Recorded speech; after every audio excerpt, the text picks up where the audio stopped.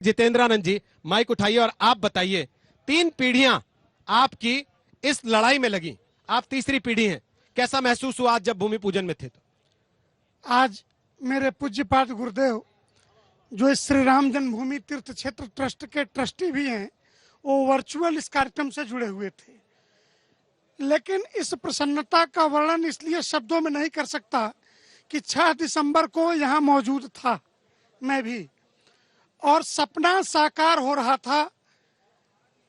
ऐसे मन के भाव, ऐसे उद्गार आ रहे थे, ये 492 वर्षों का कलंक मिट करके आज जब श्री राम जन्मभूमि के भव्य राम मंदिर की भूमि पूजन और उसकी शिला रखी जा रही थी, पूजन हो रहा था, तो एक अद्भुत दृश्य था। रोम रोम कंपित हो रहे थे हम सभी के।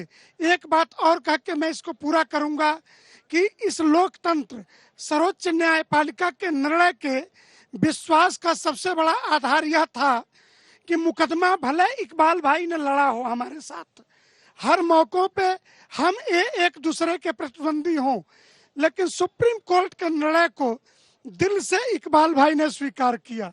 और स्वीकार ही नहीं किया, पाकिस्तान के मुंह पे तमाचा मारा कि मैं भूमि पूजन में इस निर्णय को स्वीकार करके देखो मैं बैठा हुआ हूं। ये भारत के लोकतंत्र की खूबसूरती है। इकबाल अंसारी, आप जब बैठे भूमि पूजन में तो कहीं हार जीत वाली भावना थी मन में? देखिए, माइक ऊपर कर लीजिए। हार जीत की भावना तो 9 नवंबर को ही खत्म हो गई थी।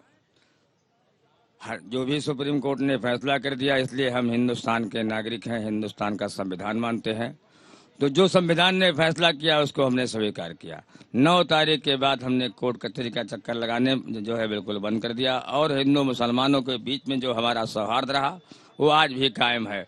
हम तो अयोध्या में रहते हैं, साधु संतों के बीच में रहते हैं, गृहस्थों के बीच में रहते हैं।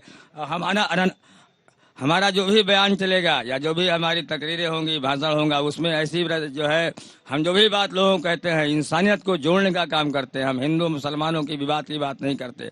हम ये चाहते हैं कि दुनिया में इंसान पैदा हुआ है तो इंसानी काम करे। जितना जो है अच्छा खाना होना चाहिए, अच्छा पहनना हो चाहिए, अच्छा रहन सहन होना चाहिए, अच्छी दोस्ती होनी चाहिए। क्योंकि जैसे अच्छा काम भगवान राम को पसंद है, वही काम करो कि जो भगवान राम को पसंद हो। मुस्लिम पर्सनल लॉ बोर्ड ने कल एक ट्वीट किया, आपको जानकारी मिली उसकी, जिसमें उन्होंने कहा जैसे टर्की में हगिया सोफिया को दोबारा मस्जिद बनाया, यहां भी दोबारा मस्जिद बनाएंगे, आज बना लो मंदिर इसको। देखिए, सवाल यह है कि कल कौन क्या कह रहा था, क्या नहीं कह रहा था।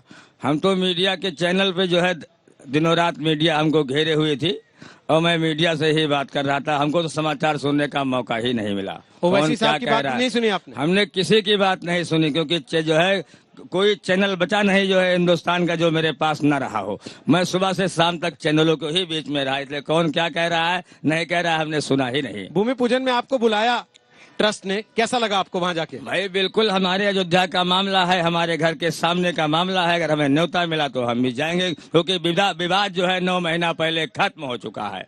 तो जो लोग अब विवाद करना चाहते हैं, बार बार विवाद पैदा करने की कोशिश कर रहे हैं, उनसे क्या कहिएगा? देखिए, अच्छाई बुराई जो है, अच्छाई बुराई तो हर जात में होती है। तमाम लोग ऐसे ऐसे बात जो है होते हैं, कभी कभी देवी देवता भी आपस में जो है लड़े हैं। तो ये तो हिंदू मुसलमान की बात है, आपस में भी लोग लड़ते रहते हैं, इसलिए हम पुरानी बात को दोहराना भी नहीं चाहते कि पहले क्या हुआ क्या नहीं हुआ। आज जो हुआ वो देखो।